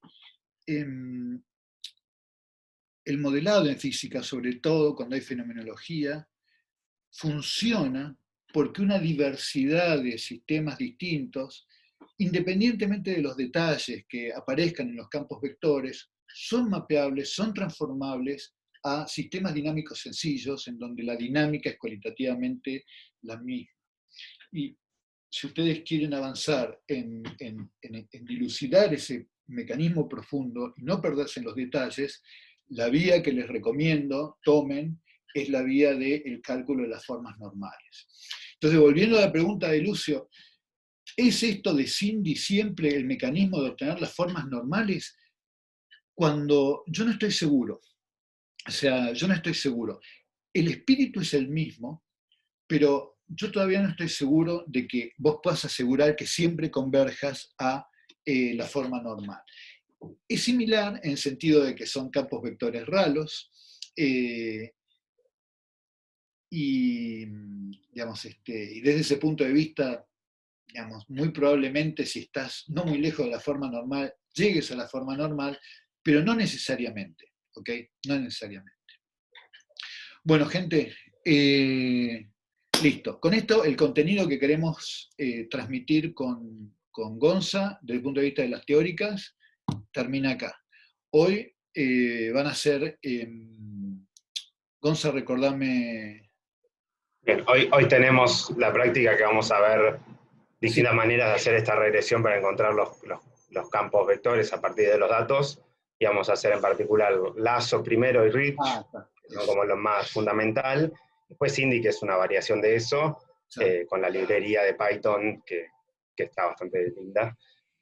Y también explorar un poco los límites de hasta dónde funciona, ¿no? Y hablar de estos casos que contaba Gabo, donde tenemos por ahí una escala temporal muy rápida, y si uno no resuelve bien, estos algoritmos tienen bastante problemas. Tal cual, tal cual. Así que vamos a ver ejemplos felices y ejemplos más tristes, digamos. Exactamente. Y ustedes les van a tocar seguramente en la vida resolver los casos tristes, porque los casos sencillos los resolvemos primero los viejos. Bueno, genial, gente. ¿Preguntas? Sí, Gabo, Sí. y al final el modelo que sacaron con Cindy, tenía la misma forma normal que el que habían llegado ahí por primeros No, principios. justamente hay una cosa que es, a mí me pareció recontra interesante. Cindy, por ejemplo, tenía un término, que es este término X, la derivada del P punto, que todos los ajustes que hicimos de regresión, porque después de que hicimos un montón de laburo con Seba, dijimos, bueno, ahora vamos a empezar a comparar con lo que estuvimos obteniendo con Facu. Porque ahí hay una elección que también ustedes tienen que tomar. Ustedes hacen un ajuste, ustedes tuvieron un modelo. ¿Qué sé yo? ¿Es que Cindy tuvo problemas o que el modelo era una porquería? A priori vos no sabés. Entonces, en este caso, digamos, posta, vos podrías haber dicho, no, mira, ¿sabes qué? Voy a agarrar esto y voy a encontrar cuál es el mejor campo vector, y si el mejor campo vector me dice que yo tengo un término en X, anda a encontrar en tu teoría dónde te estás comiendo el término en X. Entonces, esto no es que digo, bueno, che, a ver, porque Cindy anda mal. No, uno podría haberlo tomado y decir, ¿sabes qué? Yo agarré y dije Poiseuille, Hagen-Poiseuille, que es una de las cosas que usamos para derivar esto, para comparar digamos, cuando hacíamos la ecuación del n punto, para comparar el flujo con la presión, y así es una aproximación que es la ecuación de Hagen-Poiseuille. ¿Qué sé yo? Eso lo sacás del Resnick. Pero andás a ver si en un régimen como el de un bicho tirando un chorro de aire es una buena aproximación. Entonces, andá a tu teoría y encontrá el término. Lo que pasa es que después, mirando en detalle con Seba de dónde aparecía ese término cambiaba bastante su valor en la medida en que vos ibas mejorando los algoritmos para calcular las derivadas, porque había un pequeño retraso entre las derivadas experimentales y numéricas, cuando había cambios de escala muy rápido, y esos pequeños retrasos implicaban en la ecuación diferencial del P punto una dependencia con el X. Entonces, digamos, en este caso veíamos que había un término que era imposible sacárnoslo de encima, pero porque también era muy difícil superar cierto nivel de aproximación de las derivadas. Entonces, la respuesta a tu pregunta es no, no dieron lo mismo, había un pequeño término en X que no nos pudimos sacar de encima, pero nosotros sospechamos que es por cuestiones numéricas, porque identificamos que con mejores tratamientos de las derivadas ese término cambiaba. Pero en principio, si no, tendría que haber sido una pista de que, che, tu teoría es una porquería. O sea, uno lo que tiene que hacer es rendirse a los datos.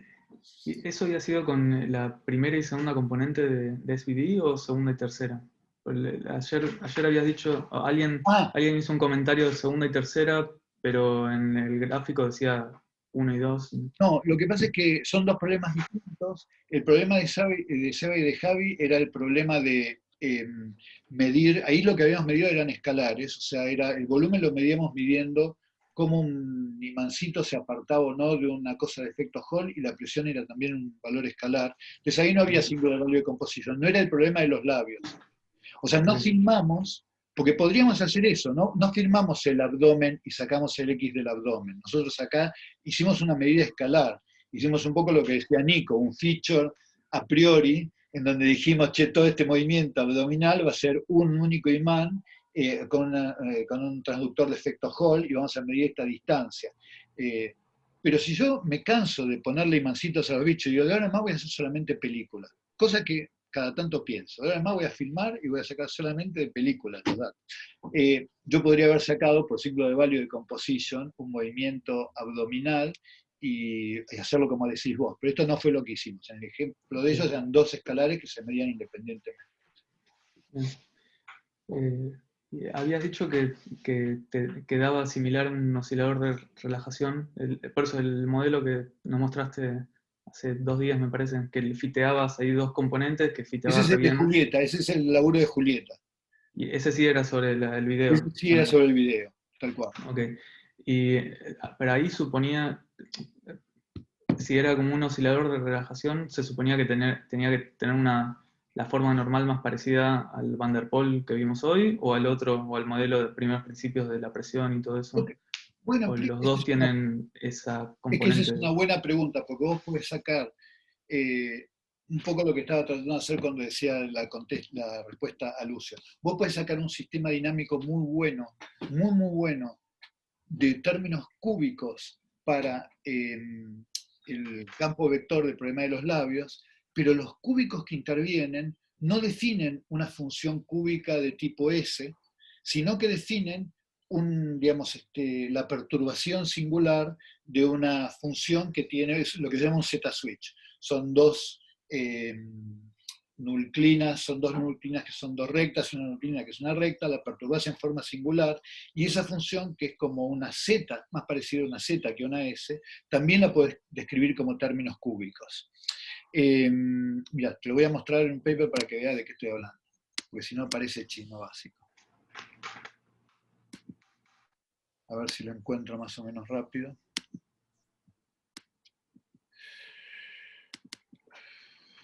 Y mientras, el epsilon que aparecía ahí en ese modelo de Cindy, ¿era lo de las escalas temporales o no? ¿Lo de las distintas escalas temporales o era un parámetro más?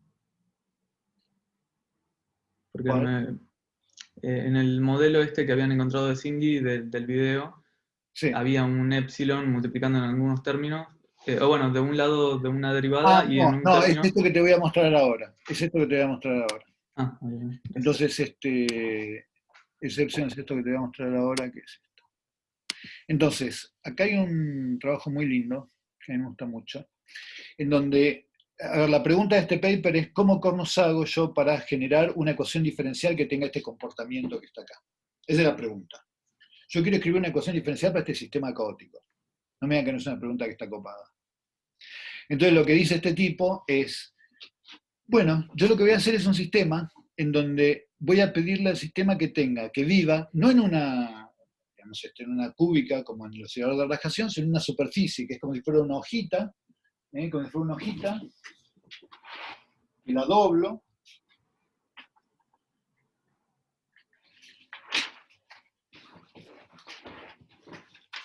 y la doblo así. Como una hojita que la doblo así. Y entonces yo lo que voy a hacer, dice este tipo, es obligar al sistema que cuando está acá abajo tenga un comportamiento espiralado. Y cuando esté acá arriba, que se mueva acá derechito. Entonces el comportamiento va a ser, a ver si me sale. Yo estoy en la espiral de acá abajo, tuki, tuki, tuki, me escapo, subo hasta acá arriba, y acá arriba voy derechito y vuelvo a caer. Entonces su expresión es, voy a proponer que las ecuaciones acá abajo sean ser una espiral, que acá arriba sean moverme a la derecha, y que lo que haga es estar constreñido a vivir entre estas dos espirales. Eso es lo que el tipo se plantea. Si yo eso lo hago, es fácil demostrar que vas a tener un comportamiento caótico, pero eso no importa. Entonces el asunto es cómo llegar a esa ecuación. Entonces el tipo lo que dice es, bueno, lo primero que tengo que hacer es construir un Z-switch. Y para construir un Z-switch, lo que el tipo dice es, voy a agarrar una situación donde tengo tres nuclinas, tres valores donde un campo vector se haga cero, en esto que está acá, y lo voy a perturbar un cachitito. Entonces, esto que está acá es la perturbación de esto. Ahora, hacer algo que valga cero en dos rectas, y en esta recta que está acá, es una pavada, porque esto es que z sea constante, que z sea igual a menos 2, esto que z sea igual a 2, y esto que z sea igual a x. Entonces yo puedo hacer una ecuación diferencial en donde estén escritos estos ceros. Acá tengo 4 menos z cuadrado, o sea 4 menos z y 4 más z. Acá tengo z más 2 menos mx más 2, esta es la recta. Entonces, esto se hace cero en estas rectas que tenías acá. Si vos le pones este término epsilónico que vos me preguntabas recién, estás haciendo una perturbación singular de esto y por lo tanto te armás este z. Luego ya sabés que el sistema lo que va a tratar de hacer es, si estás sobre esas rectas, ¿no? Fíjate que si vos estás sobre esas rectas, z punto es igual a 0. Si no, vas a los tiros. O sea que este sistema lo que hace es, si está acá, en z no se mueve, pero si queda lejos, anda a los tiros. Por eso es que queda constreñido a moverse sobre estas superficies. Como en el problema bidimensional, lo mismo en la versión tridimensional. Ahora, en X e Y, que parametrizan lo que es perpendicular a Z, si Z es igual a 2, este término se va y te olvidás, y acá lo que te queda es X punto igual a X y punto igual a Y, esto va a los tiros como una recta. Si Z es igual, entonces, si Z es igual a 2, si estoy por acá, el sistema se mueve a los tiros como una recta. Si z es igual a menos 2, y yo ahora voy a parar acá abajo, lo que tengo es que este término se me va, este término se me va, y x punto igual a menos alfa x más esta porquería, e y punto igual a alfa y más esta porquería, es una bifurcación de Hopf. Yo sé que está escrita de manera tal que no hay nadie por acá que pueda, pero es una bifurcación de Hopf como la que estuvimos viendo hasta ahora. O sea que este sistema evoluciona, o en una recta o como una bifurcación de Hopf. Si está acá arriba es como una recta, si está acá abajo como una bifurcación de Hopf. Entonces el tipo se puede escribir un conjunto de ecuaciones diferenciales, de orden cúbico, en donde ahora yo lo que tengo es que me muevo casi sobre un plano, salto, me muevo casi sobre un plano y salto. Entonces el sistema dinámico que vos viste escrito es la versión bidimensional de este problema. Entonces vos puedes hacer con términos cúbicos cosas que se muevan o sobre una recta, o si le pones una pequeña pendiente sobre una pequeña pendiente, y te puedes armar un sistema dinámico que fite muy bien esos datos con un Z-switch. Eso es lo que vos viste en el fiteo. Ahora, de vuelta. Ese epsilon es muy chiquito, ¿no? Ese epsilon es muy chico, exactamente.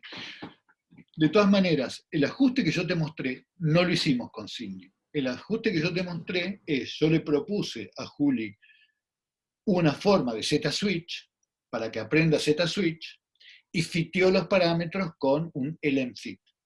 Sería muy interesante ver qué es lo que daría Cindy sobre esa proyección. Eso es lindo para hacer. Bueno, gracias. A ver, ¿qué preguntan?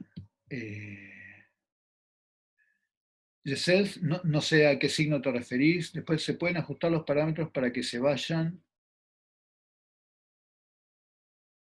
Uy, me recontra. Ah, no, estas eran más viejas, perdón.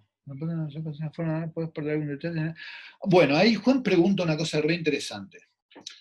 Gabo, cuando pasás de tus ecuaciones a la forma normal, ¿puedes perder algún detalle de la dinámica? Sí, seguramente sí. Por ejemplo, sí. Hay aspectos del espectro, de hecho, que en principio no tendrían por qué estar descritos por una forma normal. Es muy buena la pregunta. Por ejemplo, si vos agarrás y decís, yo tengo un oscilador de relajación. Un oscilador de relajación es salto, pa, y me quedo un tiempito para arriba y para abajo. Si yo miro el espectro, hay un montón de armónicos que van a estar presentes. Y de hecho, hay una cierta propiedad de simetría que va a determinar que hay cierto conjunto de picos que tienen más pesos que otros. Ahora, si vos haces la forma normal, fíjate que lo que haces es converger a un ciclo límite. Una vez que convergiste al ciclo límite, ese ciclo límite espectralmente es muy pobre, porque es R igual a 1 y θ punto igual constante. Entonces, el espectro en términos supraarmónicos de un oscilador de relajación es muy distinto al espectro de su forma normal. Entonces, la pregunta, Juan, es, ¿hay detalles que se pierden? Seguro, posta. De hecho, sí, tal cual. Hay un montón que se pierden.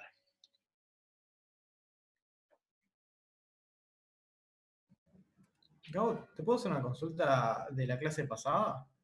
Ay, sí, estoy diciendo, perdón, sí, estoy diciendo Juli, y es José, perdón, Josefina. Estoy diciendo Juli, perdón, es Josefina Gatoni, yo estoy diciendo... Es que tengo que ir a buscar a mi hija que Juli se me está haciendo un cachito tarde, perdón. Es un senior moment, gracias, Gonza. Dale. Dale, Axel. No, me quedó una duda de la clase pasada porque después el método de Cindy, si mal no vi en Google, es relativamente nuevo, ¿no? Sí. 2016, una cosa así, el paper, ¿puede ser? Sí, okay. Sí. Tengo una duda. ¿Probaron hacer ese tipo de cosas con una regresión del estilo método similar a Compress Sensing? No sé si conoces más o menos lo que es, pero... porque o sea, la postulación del problema parece muy similar al Compress Sensing, básicamente es como una cosa bastante general, en donde vos postulás que tu problema, o sea, lo que quieras que vos querés describir, en alguna base se puede describir de forma rala. Entonces, lo que haces es minimizar la norma L1 con constraints. Exacto. Tal cual. De hecho, mira, Axel, yo te digo, yo hace 30 no, pero 20 y pico de años, cuando hice esto de las estrellas pulsátiles, el ajuste de el I punto con el campo vector, o sea, el ajuste de ese campo vector, fue haciendo una regresión rara sobre esa propuesta.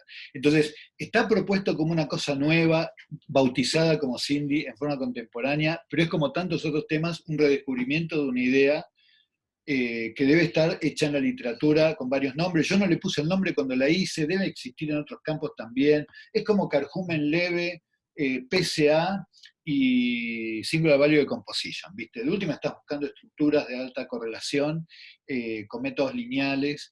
Y, o sea, yo no conozco lo que es el Compressed Sensing, pero no me sorprende para nada que esto sea un redescubrimiento con otro fancy name.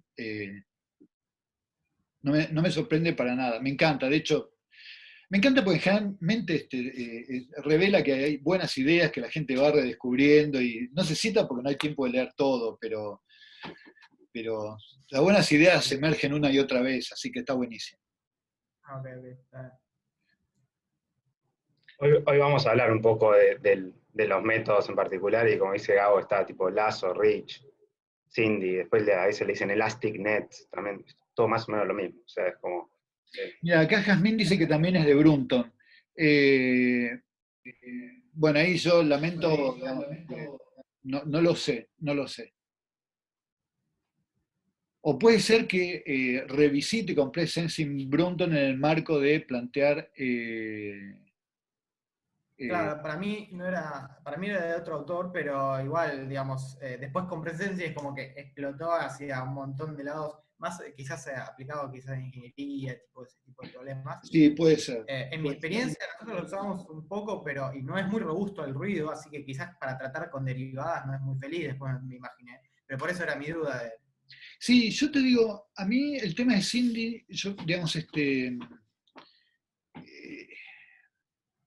a mí el tema de Cindy, hoy lo van a ver con Gonza, las luces y las sombras. Yo cuando leí el paper de Cindy dije, qué bueno que está esto, lo voy a poner. Yo caí en ese paper medio de casualidad, estaba buscando unas referencias para hacer algo en el curso largo de dinámica, y voy a contar esto, está re lindo. Lo implementé en un Tackens, en un roller, que se daba hermoso, y uy, qué lindo, esto para dar a los chicos está buenísimo. Y cuando justo estábamos haciendo este análisis, este experimento con los chicos, y dijimos, che, ¿por qué no le aplicás Cindy vos y haces una cosa data-driven y hacemos una especie de diálogo entre data-driven y cosas? Y cuando empezamos a plantear Cindy nos encontramos con el problema de que el ajuste de derivadas temporales en una variedad de problemas dinámicos interesantes es un mundo, digamos, y lo que yo siempre tuve que hacer de ajustes de derivadas temporales numéricas, siempre me alcanzó con una variedad de técnicas, cuando tuvimos que aplicarlo a Cindy y posta para ver si teníamos que refutar un modelo o no, me pareció muy poco robusto en ese sentido, ¿no? O sea, cuando vos tenés unas diferencias de escalas temporales, un poco contestándole a lo que decía hoy Germán, para mí no era joda. Si yo agarro por Cindy y me aparece un término lineal en algo que en mi modelo teórico, un término que depende en X, que en el modelo teórico no está, yo lo primero que digo es el modelo teórico está mal. Y no, se cae a pedazos. Bueno, hoy lo van a discutir y van a hacer sus propias conclusiones sobre luces y sombras de Cindy, que es como corresponde. Un pequeño comentario, Compressive Sensing viene cuando tenés, o sea, lo usan cuando tenés sistemas que no están sobredeterminados, digamos, cuando te sobran términos. Y es medio el camino opuesto a Cindy, que en Cindy vas apagando términos, en Compressive Sensing lo vas aprendiendo. Es muy parecido, son todas ideas muy, muy similares. Sí, tenés razón. Sí. Está buenísimo. Y respecto de este comentario que hace Jazmín, es verdad, Brunton tiene, digamos, un canal muy simpático y es muy buen docente y tiene cosas muy lindas, así que es un lindo conjunto de videos para mirar después de este curso. Están súper lindos. Bueno, gente, entonces nos vemos. Yo los dejo con Gonzaga en un recreo y tiene una lindísima práctica hoy. Yo los veo el lunes. Acuérdense de la consigna. La consigna es, si ustedes pueden coordinar este grupo de WhatsApp que está armando Enzo. como para juntarse y hacer grupos clustereados, mejor, porque si no, no vamos a terminar nunca. La idea es tomarnos las 4 horas para que nos hagan pequeñas presentaciones de qué les gustaría hacer, pero posta que no les lleve más que 1, 2, 3 transparencias, ¿eh? No hagan una presentación de un problema. Súper breve, para contarnos a ver si nos parece que se están yendo de mambo o lo pueden enriquecer un poquitito, ¿ok? Gabo, haceme host antes de... Sí. Y vuelvo a pasar, por las dudas, el lugar donde estábamos armando los grupos para que ustedes se vayan autoorganizando ahí los grupos. Y está agregado también el link al grupo de WhatsApp ahí. O sea que desde ahí pueden entrar y también tienen el link del grupo de WhatsApp que había armado Enzo. Bueno, gente, nos estamos viendo entonces. Disfruten la práctica. Nos vemos, Gabo. Chao. Nosotros hacemos 15 de intervalo y 5 volvemos y arrancamos con la práctica. Gonza, un solo comentario. Sí. Yo no puedo irme, ¿no es cierto? O sea, te tengo que dejar prendido. Ah, eso no sé por qué. Porque es mi sesión. Yo me parece que voy a apagarme acá y voy a bajar el volumen y te dejo prendido. Perfecto. Creo igual que si te hizo co-host, se puede ir. O sea, y vos quedás. Genial, genial. Bueno, nos vemos en un ratito. Arrancamos la práctica en I5.